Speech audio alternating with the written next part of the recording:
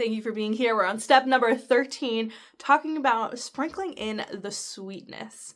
So many of us have conversations every single day where we are sharing to other people about ourselves. And that information is going to build a story about you to others and also to yourself. So that information that we share, how we portray it, what emotions we feel, all matter and are creating this narrative about ourselves, to the world around us. And if we are not aware of that, the story that is being told is going to be one that doesn't reflect who we want to be, who we are striving to become. So we're going to talk about 3 different ways to sprinkle in the sweetness, to be more likable, to be a better part of this society where you're contributing instead of constantly taking away. When we are having these conversations, the first thing that a lot of us are going to do is offer information. So that is what step 1 is stop offering so much information about yourself and the life that you live.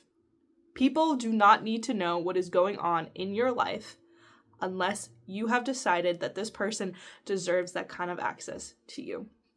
Trust needs to be earned and can be revoked at any time. Just like when you sign up for a subscription to a platform, you have to renew it every month or whatever that renewal fee is. And if you stop paying it, you stop getting access. People are going to vouch and try to get access from you constantly through the questions they ask, through the conversations that they try to have with you, and through their behavior towards you. They are constantly telling you how they feel about you based off of what they're asking, what jokes they're making, and how they are making you feel. It does not take a mastermind to know that certain questions are going to invoke certain emotions in people. And we have to be aware that when people are doing that, they're trying to get something out of us. Whether it is intentional or not, people are constantly trying to get a rise out of you in some capacity. And if you aren't aware of how that is affecting you in the moment and after, it is only going to be to your detriment. And you won't be able to be fluid in conversations and shift towards being more stable and less reactive. We are portraying who we are through what we choose to talk about and what we choose to share. When you are sharing about your past and you put it through a specific narrative where you are upset or complaining or telling about how you were hurt, you are probably looking for pity from people. And when people are doing that to you, that is what you're looking for. And when we pity someone, we are much less likely to be mean to them, to think much of them, to expect much of them. And that is very advantageous to people. When you don't expect a lot of someone, you allow certain behaviors to pass by less reproached, less reviewed by you. If somebody is portraying certain characteristics, that's because they want you to see it. And if you are portraying characteristics that you don't want people to get, if people are saying you sound like a victim, you can't get over anything, and you don't believe that's true about yourself, you need to evaluate what it is that you are offering to other people. It is so much easier to take a step back in a conversation and not share than to share and try to get it back. Once you say something, you cannot unsay it. And you should be aware of the consequences of anything that you say, good or bad. Consequences are a neutral term. What happens after them can be interpreted either way. And just because you made one decision and you shared something with someone, you don't have to continue to do that, and you get to stop at any point of time. But in order for you to be more sweet, to be more approachable, to be more amicable in situations, say less. At the end of the day, whatever it is that you're trying to portray to someone, it can be portrayed by saying less. If somebody was really invested in your life and they hurt you and you suddenly stop talking to them, that is going to share to them that something happened and you weren't okay with it anymore. Your silence speaks a lot louder than the screeching and the yelling and the complaining and the pestering ever will. Because your silence means that you have decided this is no longer worth your time. When you are sharing with someone, you are telling somebody that you are willing to be there and that you're going to invest into them. And you need to evaluate if these people are actually worth that time. Is this person who said this rude comment to me actually worth my time? Do I need to argue against them? There are multiple people at work who've commented on me being quiet at work and saying, you're too quiet, we barely noticed that you're there. And at the end of the day, I can choose to engage with these people and retort back and say, what are you talking about? Be defensive or laugh it off. Or I can continue to say nothing and just have a blank stare. That is more ominous to that person because they don't know how I feel about it, other than the fact that I didn't think it was worth me saying words to counteract that belief they have about me. I'm a busy person. You're a busy person. Do these people who are getting these reactions out of you, are they worth that time? And if you're saying, well, I'm not that busy and I want to defend myself, why do you need to defend yourself to these people? Do they provide a value to you that is irreplaceable? Is it your partner? Is it your family? Or is this a person on the street who made some comment about you or a coworker that you're not really close with? Who is saying this? And you have to filter out who deserves to have access to your response. Your words, your energy, your time, this is all currency that you get to spend. And you're going to spend it in one way or another. Can you spend it in a more productive way than fighting some person who is going to always misread you? Who is always going to look at you a certain way, and it doesn't really matter what you say. I could say whatever I want to these people who don't like me. That's not going to change. It's actually just going to make them double down on whatever they feel about me. So I don't actually need to expend any more effort or energy or words into this person because that's all they have to say. And if my presence bothers somebody so much that they have to comment on the fact that I'm there and I'm not saying anything, that tells me a lot more about them than it does me. Maybe it says I'm quiet, but it says that they are intimidated by that I don't need to make sure everybody thinks I belong there. Because I am there. Therefore, I belong.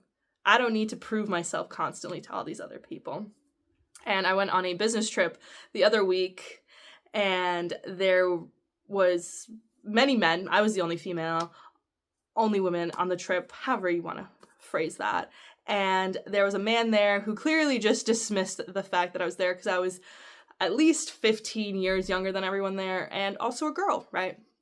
And he pretty much just dismissed me, and he tried to act like he was super confident and knowledgeable and tried to be like a mean mugger or whatever, called a sharpshooter by other people. And he was saying comments about women, saying that they can't drive or things like that they're not worth being in these same rooms as him.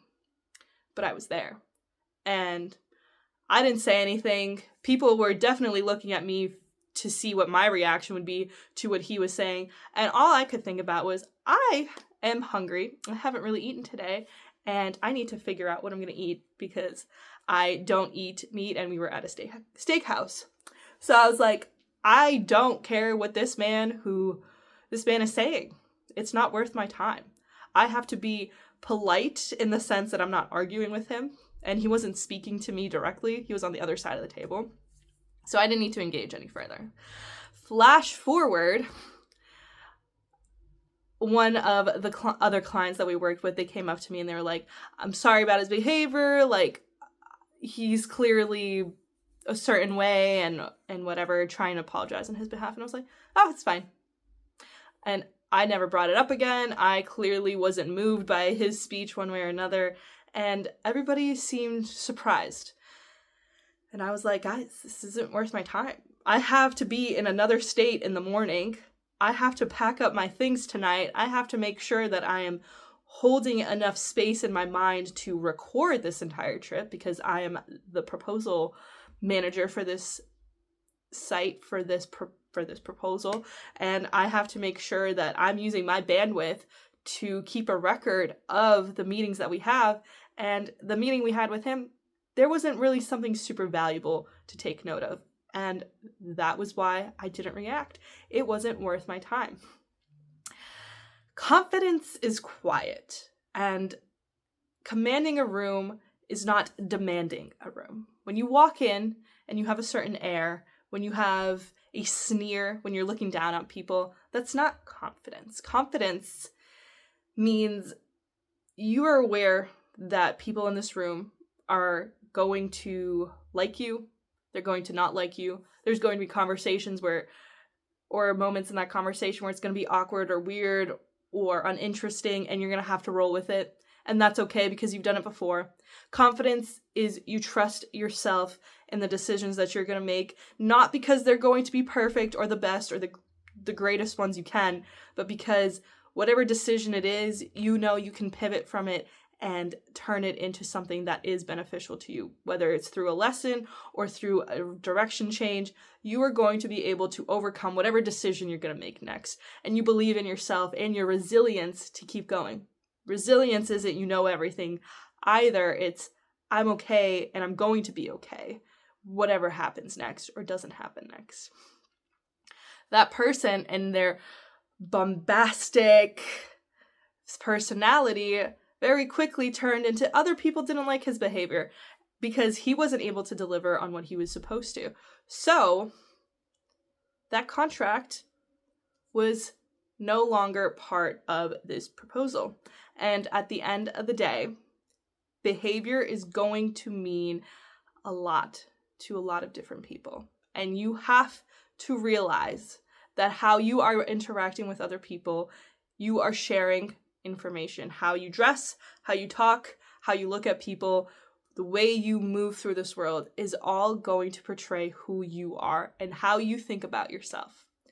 That is the other half of this story. The information you share about yourself puts you in a specific light that you are agreeing to. If I am constantly telling people how hurt I've been in the past by people, by bringing up what I've done before, all these accomplishments and all these other things, I am not confident in my future because I have to depend so hard on the past and what I have done instead of what I'm going to do. And if I believe in my future, I don't need to tell people about it. I don't need people to sign off on it.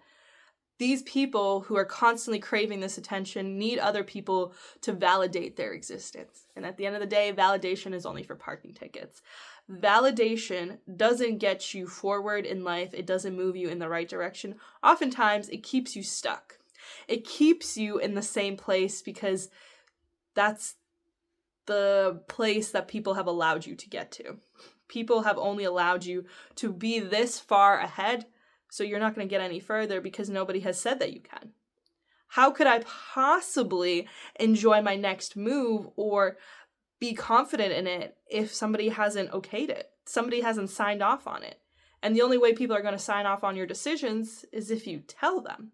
So these boundaries you want to create with people start with you not telling them what your next decision is, what your next choice is, because their opinion actually isn't going to be a key factor in the decision that will be made. But only you get to decide that. So all these big decisions that you're handing off to other people, why are you doing it? Why do you not trust that you can make a decision that is valuable of the life that you want to live and it's valid for the person that you want to be?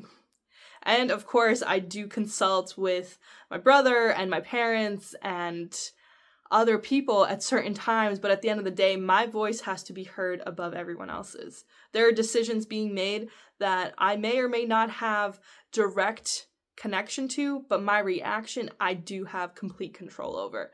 I do decide if somebody's going to get a rise out of me because they said women can't drive or whatever it is that they said. I can't even remember everything because it didn't matter. I wasn't the person who had to entertain this person in that conversation. So I got to focus on something else. I got to focus on what is it that I have to do when I get back? How am I going to move forward? What this person says or doesn't say doesn't matter to me because I have a confidence in myself and believe in myself enough that I'm at that table because I am supposed to be there. Imposter syndrome only benefits other people, just like guilt and shame. When somebody makes you feel bad, it only benefits them. You're just being complicit in whatever it is that they are wanting from you. So how are you handing your power away? By sharing information and allowing that person, to impact you in that way. You get to decide how that's going to affect you. And in those moments, I just laughed and smiled and moved on. And in some ways that could seem like, oh, well, you're just agreeing with him, or you're just capitulating, or you're just letting this person do whatever he wants. And at the end of the day, it's not my job to make people feel better or worse about the choices that they're making. If I had to interact with him on a specific manner about a specific part of the project, especially since it was a work thing, then that's what I will do. But other than that, I don't need to invest anymore. You have to figure out who gets access to your attention and your energy and your time, because you only have so much of it. When we are super tired and hungry, we don't have any more of that buffer to deal with people. You're short with people, you're annoyed, you're angry, you're gonna snap, because that buffer, that good decisions, having a good sleep, having a good lunch create, is gone. Somebody has eroded it, and you have allowed it because you would prioritize yourself and what you want by making better decisions about how you spend your day. How are you divvying up this energy and this time? And if you have no idea, people are going to come in and take access to that energy and time however they see fit. Oh, I can get a rise out of this person. Oh, I can offend them. I can therefore manipulate them. If you are easily being jolted from your frame of emotion and stability, then other people are controlling you. Don't hand people that kind of power over you. I could have easily then, after the fact, complained with that person and been like, oh my God, I can't believe you said that. Like, you're right. Da-da-da-da. But I didn't. I was like, yeah, it's fine. And then I moved on to the next conversation. And I think we just sat in silence for like 10 minutes after that. And other people were talking, but I sat in silence at the very least. Because I was like, I have other things to worry about. I have an entire life to figure out. I don't have time to give this person that effort. And other people are watching you as well. When you're sharing information, you are doing so through your eye movements, through your shoulder movements, through your body movements, through how you're portraying yourself. Are you confident in the way you're sitting? Are you sitting back straight? Are you making eye contact with people? Are you speaking clearly? And to be fair, I've not always done that, and I'm still working on it. But as long as there's an awareness that you have to work on it, or that this will help you, that will help you. So the amount of information you share is going to portray how confident you are about your life and how much you need other people to sign off on it. And you're going to be more mysterious, more interesting, more sweet if you're smiling and laughing and answering questions when you see fit and giving as much detail as you see fit. I have plenty of people ask me personal questions that they don't get answers to. I'll laugh it off, or I won't say anything, or I'll just be like, I'll give you whatever you want. And the other half of that is, as long as I think that you're worthy of that information. People need to prove that they should have access. Don't hand it for free to everyone around you. The second thing is, it's time to be likable. And that really does play into this idea of not sharing too much, because which are the people you want to avoid in the office? It's the person who tells you their entire life story without being asked, without being prompted. They are telling you how their weekend was and how annoying their wife was and how annoying the situation is, and they'll give you updates that you never asked for. I don't go into the office all the time, but there are people who do that to me constantly, and it's this very telling thing. Is like, I did not ask. I did not initiate this conversation, and yet I am part of it. But I oftentimes will not ask any follow-up questions, or if I do, it's only one, and then I'm like, you know what, I have to run to a meeting, I'm sorry, and it's just a smile on my face, and offering condolences as necessary, and moving on, and just being brief and light and airy and moving, and constantly going to the next thing. Oh, I have to run to the next thing. Oh, I need to go do that. And you're not doing this to create this air of, oh, I don't want to speak to you. It's never about them. Being likable is never projecting onto a person that you don't like them. It's not their fault that this is happening, or that they're telling you about this, or that you don't like it. And in some ways it is, but bigger than that, it's you get to shift out of any conversation. It is great to be like, I have a meeting. I have to pay attention to this. I'm so sorry. I really need to get this done. If you're at work, it's not even an excuse. It's the reality of the situation. You're not there to make friends with everyone. You're there to do a job. So if there's ever a conversation that comes up and you really don't want to be a part of it, just smile and say, you know what, I have to go. I really have to focus on this because the deadline is in an hour, and that's it. You don't have to give them any more reason. And you don't necessarily have to give people reasons to get out of things, but have a few stockpiled. You need to run to a meeting. You need to finish something before noon. You need to finish something before the end of the day. That's it. That's all you need to do.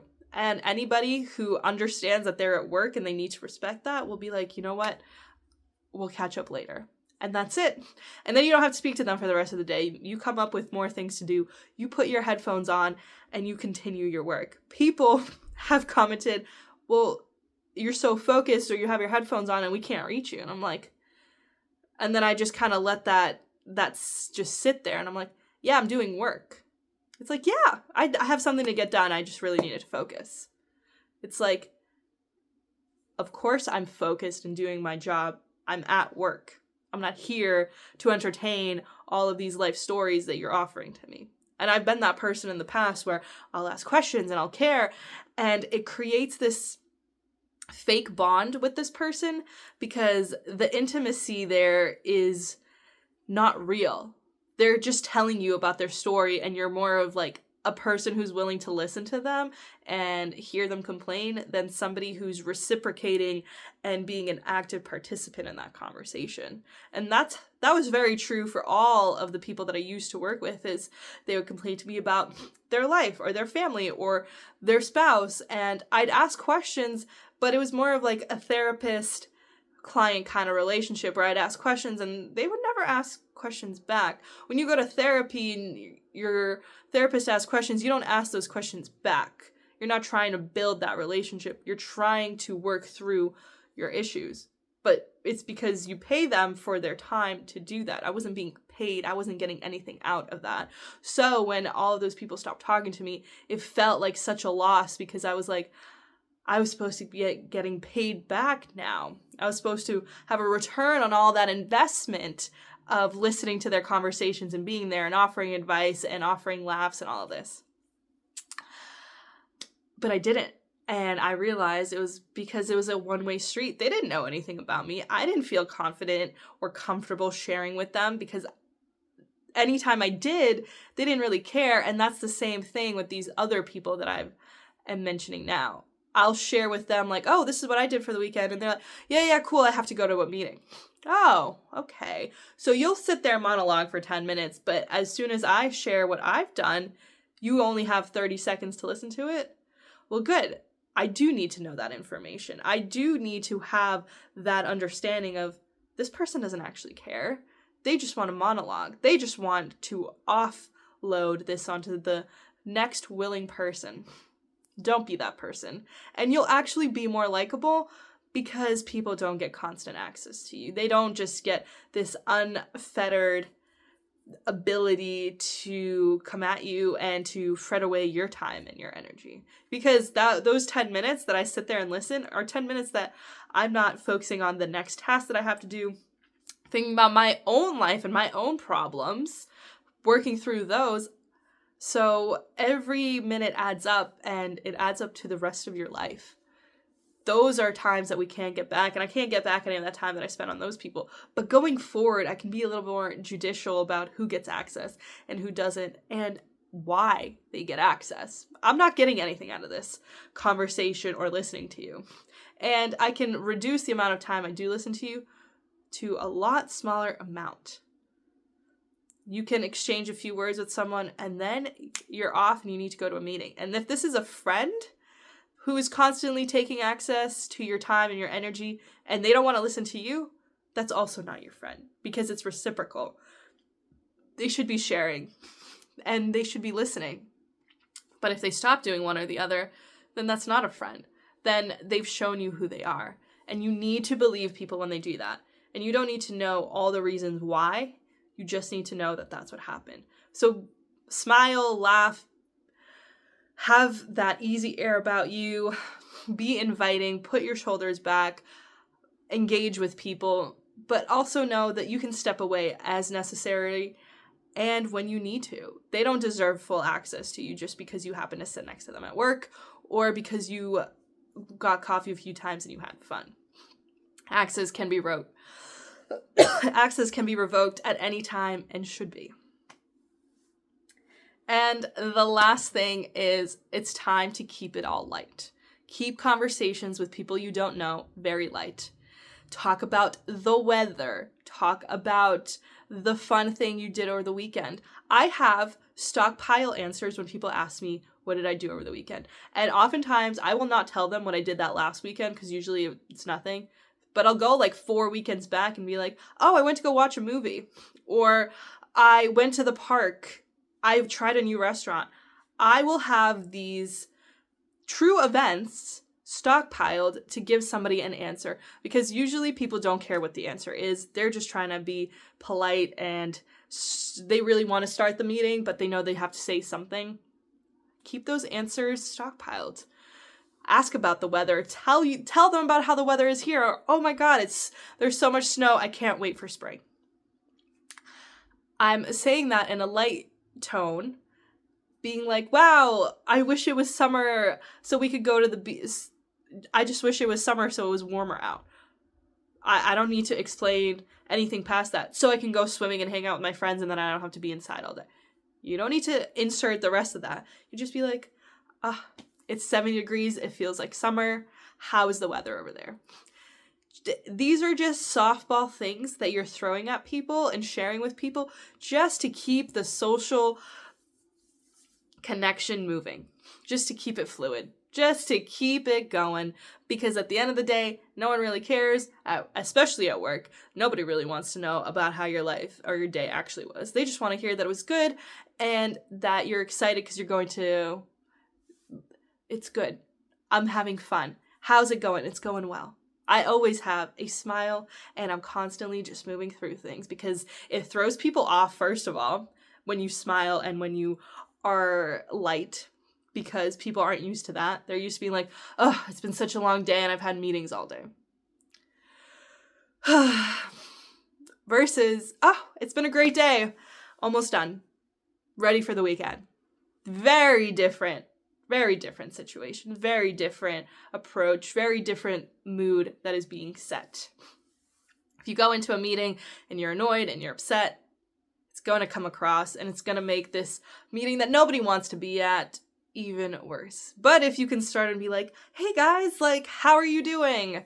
And if they're like, it's good, be like, great, let's jump into the meeting. If they don't bounce the ball back. You don't have to ask them another question. You don't have to investigate further. You don't have to make a joke. You can, and I suggest doing that with certain people who you want to build a relationship and a repertoire with. Some people are not good at relationship building.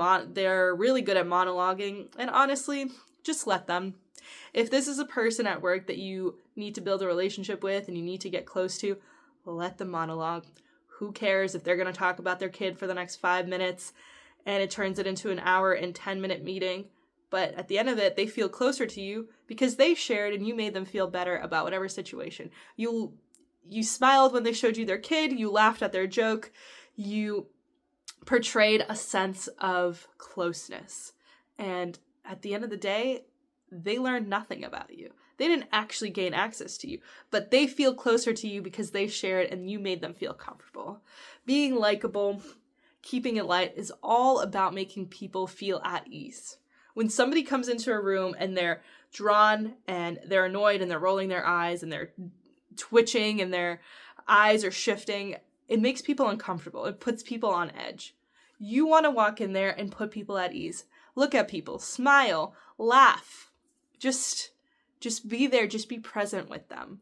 And that'll shift the mood. And when you shift the mood, whatever that meeting is, it's going to go by a lot easier because you're engaging with them. You're having fun with them. You're making this time that we all have to be there because we're all at work and we need money tolerable. And that lightness will continue through the rest of the day. If you smile at people on your way out and you tell them, hey, have a great evening, just smile at them, it'll put you in a better mood when you get in the car because somebody might have been like, hey, I hope you have a great dinner. I know you said you're going to that new restaurant. And that might put you at ease too and be like, you know what? Thank you. I hope you have a great night. And just keep the ball going. And it's so much easier to do that and to just be in that floaty, light space with people because you don't have to get attached. You don't have to stay in that conversation for too long. You don't have to go into the hard topics. And when you do dip into those topics, dip in and then come back out. There's a person at work that I wouldn't say I'm close with, but we've had conversations before, and the conversations were like, oh, it's your birthday. What are you going to do? Oh, your birthday's also on Valentine's Day. Like, are you doing anything? And they dipped into that they were having issues with their partner. And I was like, oh, well, are you going to do anything for it? And they're like, no, I don't really think like a box of chocolates is going to fix the relationship. And I dipped right out of that conversation. I was like, well, I hope that you do enjoy the event that you're going to. And a box of chocolates is always fun to have. I didn't tell him what to do with that relationship. I didn't tell him that he needed to buy that box of chocolates. I said that chocolate tasted good. And that was it. That was the length of my contribution. But at the end of the day, there's still this connection to whatever extent to this person that is or isn't real, but at least it's keeping the social fluidness going, right? I wasn't rude. I wasn't bantering. I wasn't telling him what to do. I wasn't being aggressive. I wasn't being intense. I was just like, oh, well, I know you'll figure it out. And that's pretty much all that people want to hear is, you know what? I know you got this. You'll figure it out. They want their cheerleaders. They want people to be supportive. They don't necessarily need the advice. And that's great for you because now you're not sitting there coming up with shit that the people should do. You're like, you know what? You got this. You'll figure it out. Whatever platitudes you can tell somebody that they're doing a good job, that they'll figure it out, that life is going to be okay, that it's not over till it's over. Whatever cliche ending you can come up with, thought ending cliche you can come up with, insert it there and do it with a smile and do it with a laugh and just tell them it was really nice to see you. It was great catching up with you. That's what people want to hear. They want to hear that their presence was invited, that it was accepted, and whether or not it was, it will at least make it easier to get out of these situations. Whenever I see somebody and they're like, hey, how are you? Oh my God, it's great. Work's going fine. I'm doing really well. It's great to see you. And then I walk away. It is a 30-second interaction at most, but this person feels seen and heard, and like we did have a connection even though it wasn't even a minute long, and I smiled through it and I laughed at their subtle remarks or subtle jokes, and then we moved on. Just keep it light. Don't need to tell them that you almost broke up with your boyfriend over the weekend or you got a flat tire so you had to buy new You don't need to tell them that. You don't need to tell them any of this when somebody asks you how you're doing. Just keep it light and say, I'm doing great. How are you doing? Are you doing anything fun this weekend? That's like one of my go-to questions. You doing anything fun this weekend? Because it immediately cuts out any of the things that they're going to do that isn't fun. And if they're like, oh no, I'm just gonna sit at home or I'm just gonna clean the backyard, it's like having a clean house is great too. And that's it. We don't need to talk about what you're gonna clean and what tools you're gonna use or how much or how long it hasn't been cleaned. None of that. Just like, oh, that's great. Just constantly saying things that don't mean anything to you. And that keeps it light. So now we have created this persona of lightness. We're not offering too much. We're not complaining. We're likable. We're smiling. Our shoulders are back. We're engaging with people as necessary and not for too long. You can say, hey, how are you? and smile and keep moving, and that's it. Now no one's going to think any more or any less of you, but they're going to feel seen. And that's what people are looking for. They want to be seen and they want to be heard, and you can offer that to somebody in a span of 30 seconds, in a 2-minute conversation, in a 1.5-minute conversation. It doesn't need to be long for people to feel appreciated, and that's really what people are going for. Sprinkle in that sweetness wherever you go. When it's at the store and the cashier asks you how your weekend was, come up with something. Say, oh, it's been great, but I'm tired and I'm so excited to go cook dinner. It doesn't need to offer much information or convey anything really at all. But if you say it with a smile and you laugh through it, people aren't even going to care what you say because you made them feel valued and appreciated and seen. And that is what we all want from other people. When we walk into a store and the cashier is annoyed and they're rolling their eyes and you ask them something and they're just like, we don't have that, it hurts the experience. And that is quite literally entirely what Trader Joe's has created their brand to be. They hire people who have good personalities, and that has been the basis of their marketing.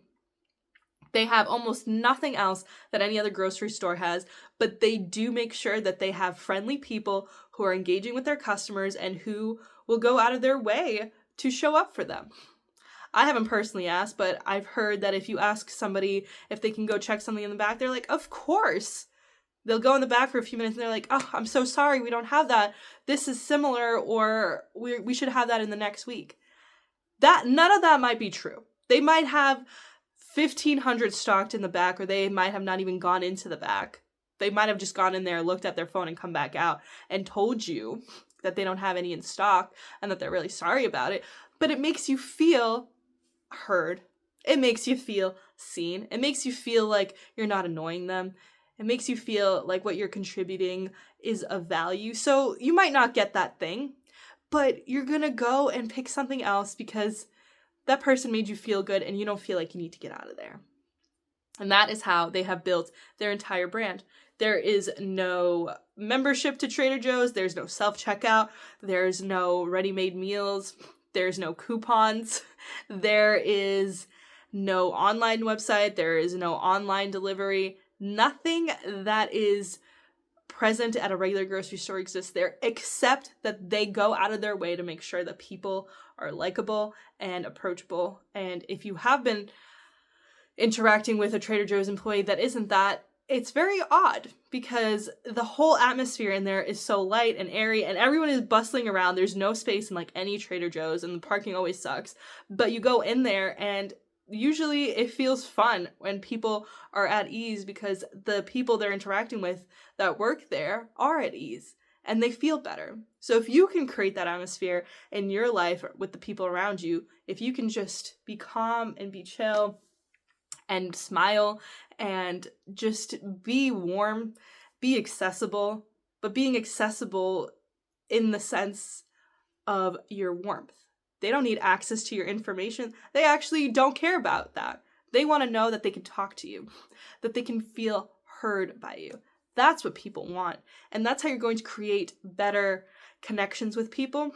Now, the other half of that, of creating deeper relationships with people, is more steps than that, but at least this is the base surface. And then you'll feel lighter as a person too, because you're not taking things so deeply. You're just letting things slide off. Okay, well, that was weird. Whatever, and just keep going.